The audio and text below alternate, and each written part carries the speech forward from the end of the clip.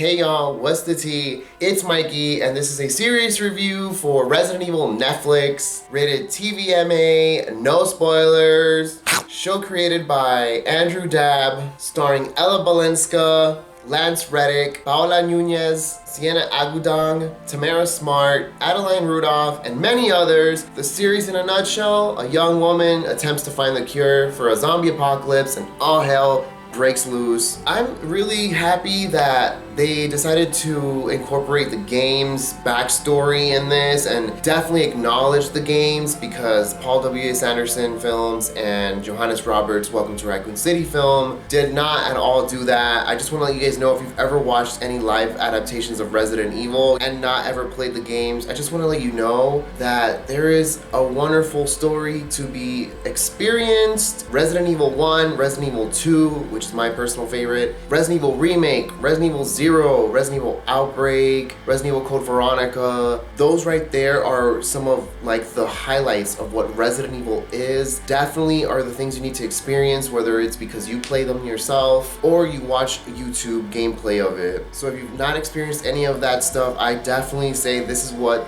real true Resident Evil is. It's not Paul W.S. Anderson Resident Evil films or Johannes Roberts films, or really even this, or even honestly Resident Evil 4 the game and onward is not really true Resident Evil in my honest opinion. But I will say that I definitely loved the CGI. Some of the music was really good. There are so many Resident Evil references in this, and there's one in particular that I found myself literally screaming at the top of my lungs because I was so happy that I saw it and it was in there. I enjoyed this one puzzle section of the film. There's this one particular kill that I was like, ooh, okay, cool. I really appreciated the violence and the gore. The standout characters for me were Simon and Evelyn Marcus. By the way, Evelyn Marcus is played by Paula Nunez, and this is her show. Like, she stole the show for sure. She was a wonderful experience. I am so glad to have watched her. The cinematography does have really good moments. Shout out to the costume hair and makeup department. I definitely want to say that Jade's tunnel look was a highlight for me. I love that look so much. I actually even recreated the look. There were so many BOWs, also known as creatures, in this series, and I really enjoyed that, and they were so phenomenal looking. BOW, by the way, stands for Bioorganic Weapon. I am thankful that they use the games as its backstory, and it does acknowledge that the games did happen. This does take place in 2022 and in 2036. So basically a year after Resident Evil 8 and 15 years after Resident Evil 8. So you can kind of consider this Resident Evil 8.5 and Resident Evil 11.5, so to speak. There's this one really cool action scene. This series has really good quality. It's got really good dialogue and really good acting. Shout out to the red filter in the film. And I'm really glad I had a pretty dark tone overall. I will say that I hated the ending so much. It was such a bad ending. Definitely left me with more questions than answers, and that cliffhanger was just too much of a cliffhanger.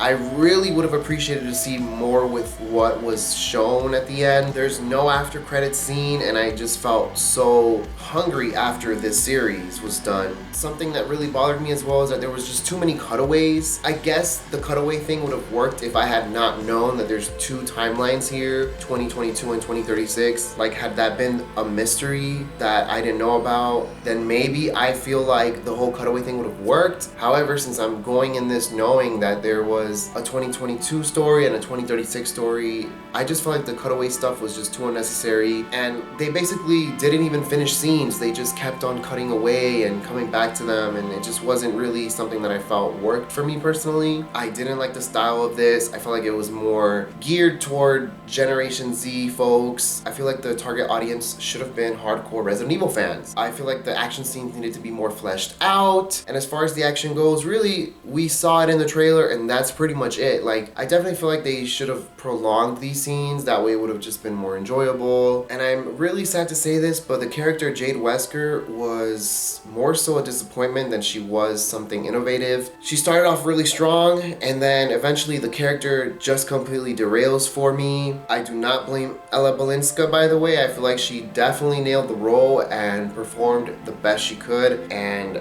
that is pretty much the thing that I was clinging onto the character the most, was actually Ella Balinska. But I think that the character was written very, very poorly and bad and just unlikable, and someone who makes decisions that were just not good, more so towards like the middle and going towards the end. There are too many unanswered questions, and the story makes these choices that I personally didn't like, and the music as well was definitely a choice at times. I mean, there was some really good tracks, but there was also some really bad ones. I did not at all like the Wesker explain scene. I had a theory about how they would take this explanation, and it did not go there at all, and it was a huge missed opportunity.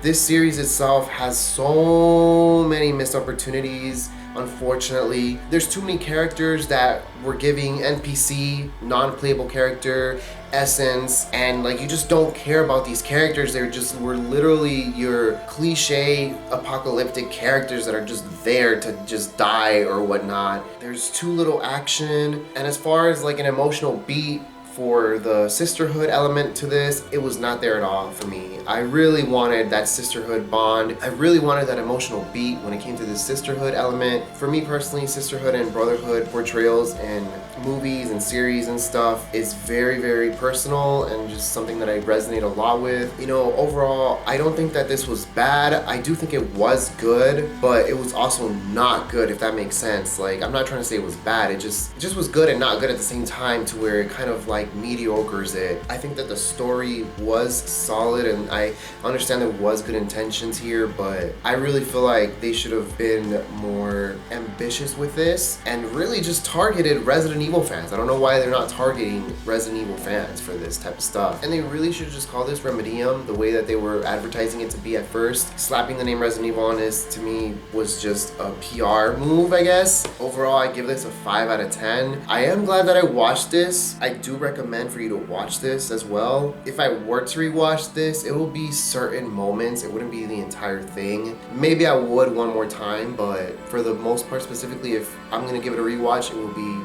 only certain scenes. If there is a Blu-ray release, I definitely plan to own the Blu-ray. Alright, y'all, stay tuned for my next video. Good luck, take care, and peace.